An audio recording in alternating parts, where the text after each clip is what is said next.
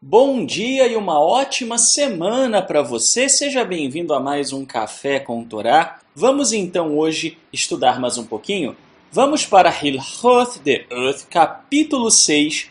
Vamos ler a Halachá de número 1, porém, vamos ler o terceiro e quarto parágrafos. Lembrando que esta Halachá falava sobre a questão da influência que outras pessoas podem ter sobre nós. Este foi o tema do último episódio. A partir do terceiro parágrafo, o texto diz assim: uma pessoa que vive em um lugar onde as normas de conduta são malignas e seus habitantes não seguem o caminho reto, deve se mudar para onde as pessoas são justas e seguem os caminhos do bem. Se em todos os lugares com os quais ele está familiarizado e do qual houve relatos seguem caminhos impróprios, como em nossos tempos, ou se ele não é capaz de se mudar para um lugar onde os padrões de conduta são adequados por causa de bandos de tropas saqueadoras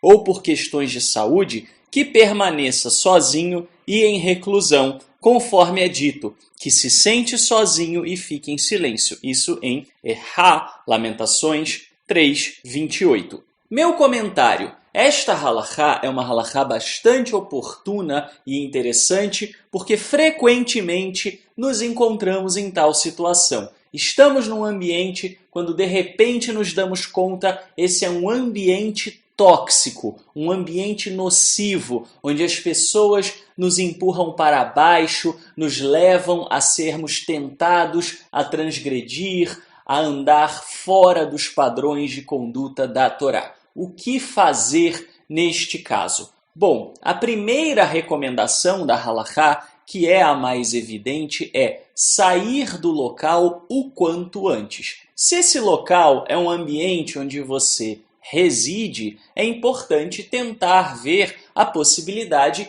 de residir noutro lugar, num lugar onde você não se sinta pressionado a fazer o mal e o mal não seja norma de conduta.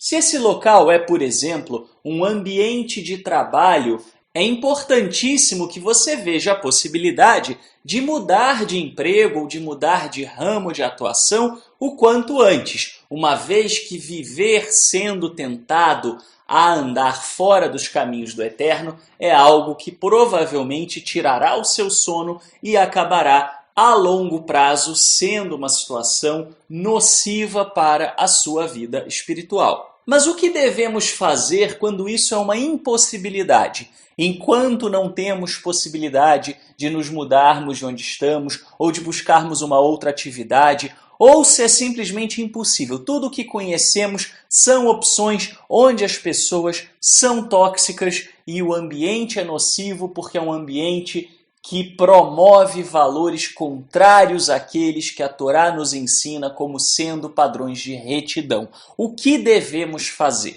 A halachá fala em isolamento. Isolamento não deve necessariamente ser entendido como simplesmente você se sentar no alto de uma montanha e ficar absolutamente longe de qualquer pessoa ou longe da civilização, mas sim buscar manter uma distância saudável. E que distância saudável é essa? Essa é uma questão subjetiva que pode ser respondida apenas por você mesmo. Uma distância que seja segura o suficiente para que você não seja pressionado por essas pessoas e por essas atividades. Eu costumo dizer que nós podemos nos relacionar com qualquer tipo de pessoa, desde que saibamos que tipo de relação nós podemos ter com cada uma delas. Há pessoas que só servem em termos de relacionamento para que você dê bom dia e comente sobre o tempo ou sobre o clima ou mesmo sobre o resultado do último jogo de futebol. Há pessoas que talvez você possa se relacionar um pouco mais,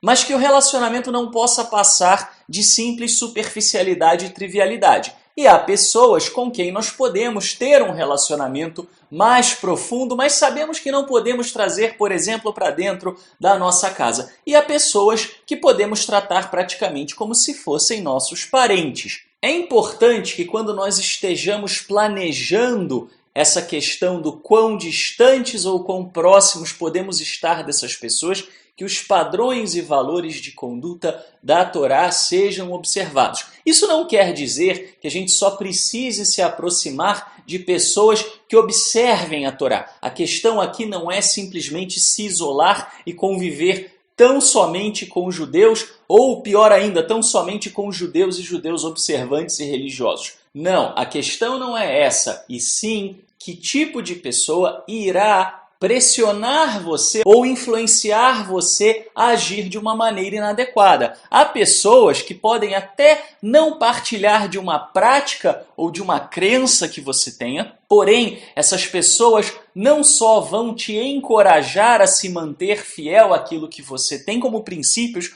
como irão se esforçar para jamais desrespeitarem essas coisas. Essas pessoas são preciosas e com essas pessoas nós podemos ter um relacionamento um pouco mais próximo. O problema está naquelas pessoas que frequentemente nos incitam à transgressão, nos incitam a seguirmos valores que não estão alinhados com a vontade do Eterno. E há valores, inclusive, que são universais. Mesmo que a pessoa não tenha a mesma fé que você, caráter, retidão, integridade, compromisso com a palavra, não buscar o mal do outro, não se envolver em falatório, não buscar coisas moralmente duvidosas. Esses são valores universais e que certamente nós devemos e podemos procurar em todas as nossas companhias. Se uma companhia está nos puxando para baixo, se nós percebemos que temos que fazer um esforço grande, que estamos o tempo inteiro constrangidos próximo dessa pessoa, certamente devemos rever qual é o grau de proximidade ou de afastamento que nós teremos para com essa pessoa ou para com esse ambiente onde essas pessoas se encontram. Tudo isso por quê? Porque nada é mais precioso do que andar em retidão para com o Criador. Se nós observarmos essas coisas, podemos ainda certamente ter uma vida social ativa, uma boa vida social, podemos nos cercar de pessoas, mas serão pessoas cuja qualidade irá, como dissemos no episódio anterior, nos puxar para cima e nos tornarmos pessoas mais íntegras e retas aos olhos do Eterno, sem sermos pressionados a deixarmos as suas veredas. Até amanhã, se o Eterno nos permitir.